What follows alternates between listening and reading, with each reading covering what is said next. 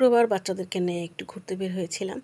এই দুষ্টু পাখিটাকে তো কোনো রকমভাবে পিকচার তোলাই যায় না, তো অনেক কষ্টে এই কয়েকটা পিকচার নিলাম। আসসালামু আলাইকুম এভরিওয়ান, সবাই কেমন আছেন? আশা করি যে যেখান থেকে ভিডিওটা দেখছেন সবাই অনেক ভালো আছেন। তো শুক্রবার বিকেলবেলা একটু বের হয়েছিলাম, তো এই বাড়িতে তো কোথাও যাওয়া হয়নি, তো ভাবলাম বাচ্চাদেরকে নিয়ে একটু ঘুরে আসি। তো এই পার্কটা কিন্তু আমাদের বাসার কাছাকাছি পার্কটা, তো আগে আরও সুন্দর ছিল, পার্কটা আগে থেকে একটু বাজে হয়ে গেছে। তো যে বাচ্চাদেরকে নিয়ে একটু হাঁটতেছিলাম, আগে তো অনেক কিছু ছিল, হরিণ ছিল, তো হরিণ তো দেখা যাচ্ছে না, হরিণ আছে, হরিণটা দেখা যাচ্ছে না।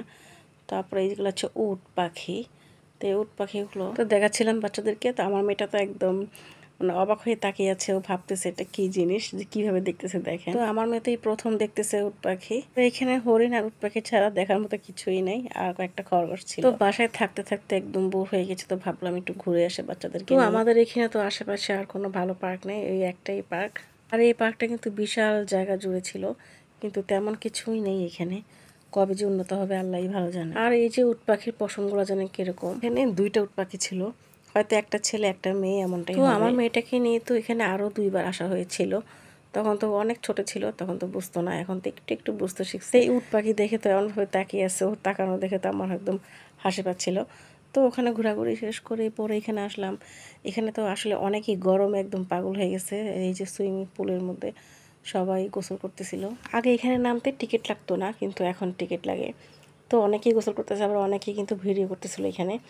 তো যে ওই পাশে ছেলে মেয়েরা মানে একসাথে গোসল করতেছে, কেমন একটা বাজে অবস্থা। অন্যদিকে ডিজে গানও চলছে, সবাই গোসল করতেছে আর নাচানাচি করতেছে। তো কিছু মেয়েদের অবস্থা দেখে তো আমি একদমই অবাক, তো কিভাবে ছেলেদের সাথে ঢলাঢলি করতেছিল আসলে এখানে নিশ্চয়ই দেখলাম। এগুলো দেখে আর ভালো লাগছিল না, তো তাড়াতাড়ি করে এখান থেকে বের হয়ে গেলাম। তারপরে ওই পাশে কিন্তু বাচ্চাদের খেলার মনে করে সময় নষ্ট না করে চলে যাচ্ছে ওইখানে, বাচ্চারা খেলাধুলা করবে। তো এখানে 100 টাকা করে টিকিট আর কি, যে যতক্ষণ খেলতে পারে। আর এই গাছগুলোকে কী গাছ বলে আমি সঠিক জানি না, কোনো ফুলও দেখছিলাম না এখানে। এগুলো কী গাছ আমি সঠিক বলতে পারি না। তো সবশেষে এই যে ভিতরে চলে আসলাম, বাচ্চাদের যতক্ষণ ইচ্ছা খেলাধুলা করবে, তারপর আমরা চলে যাব। তো আমি কিন্তু এখানে দোলনায় বসে আছি আরামে, আর আমার ছেলেটা যে খেলতেছে এখানে। তো আমরা এমন টাইমে আসছি মানে একটা মানুষই নেই। তো আসরের আগে এসেছিলাম, আসরের পরে কিন্তু অনেক মানুষ হয়। তো ভাবলাম তাড়াতাড়ি এসে আবার তাড়াতাড়ি চলে যাব। আর কোথাও গেলে না কত কিছু চিন্তা ভাবনা করতে হয়। কিছু আপুরা বলবে আবার কিসের চিন্তা ভাবনা করতে হয়। তো এই যে যারা হাঁস মুরগি পালে, গরু ছাগল পালে, ওদের কিন্তু একটা টেনশন থাকে কোথাও গেলে। তো তেমন টেনশন আমারও। তো যে বাসায় তো মুরগি ছিল, এখন মুরগি সন্ধ্যা হলে তো ঘরে ঢুকে, তাই কোথাও গেলে কিন্তু আমি সন্ধ্যার আগে আগে আসার চেষ্টা করি, কি আর করার। আর এই মুরগি পাহারা দেওয়ার জন্য তো আমি কোথাও যেতে পারি না গাইস। এইদিকে তো আমার জামাই কোনো কথাই শুনে না, ওকে বলি এগুলোকে পালার কি দরকার, এগুলোর জন্য আমি কোথাও যেতে পারি না।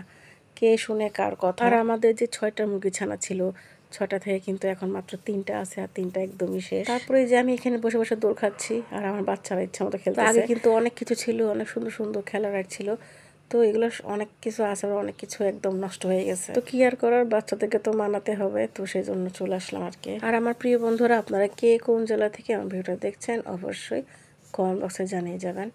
আর ভিডিওটা ভালো লাগলে লাইক কমেন্ট করে পাশে থাকবেন, আর একটু কষ্ট করে শেয়ার করে দিবেন। তো দোলনায় বসতে বসতে কোমর ধরে গেছে, তো একটু হাঁটাহাঁটি করতেছিলাম। আর আমার ছেলেটা তো বারবার শুধু এক জায়গাতে খেলতেছিল, তোকে বলছিলাম যে এখানে খেলে, এগুলোকে কি নাম বলে আমি সঠিক নাম জানি না। আর এদিকে তো দুই ভাই বোন দেখেন কিভাবে খেলতেছে, ফালাফালি করতেছে।